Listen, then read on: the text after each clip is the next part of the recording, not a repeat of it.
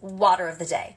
This is my absolute favorite water recipe. I've been making this water for about a week now, and it's honestly changed my life. Once you see this all together, y'all are gonna wanna make it. Of course, I have my 40 ouncer because this water is gonna last me all day. This one's from Elemental. It's my favorite because your water will stay cold literally for over 24 hours. First up, I'm taking water from my Berkey. It's like super filtered water. It's just really delicious water.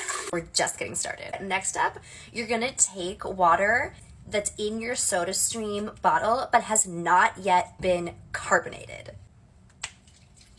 I'm just doing about like half the bottle. We're gonna do a little bit of cold water from the tap, okay? Just to like top it off, but you don't want your bottle to be completely filled.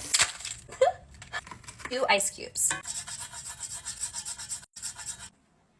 First sip, fam. Now that is a good water of the day.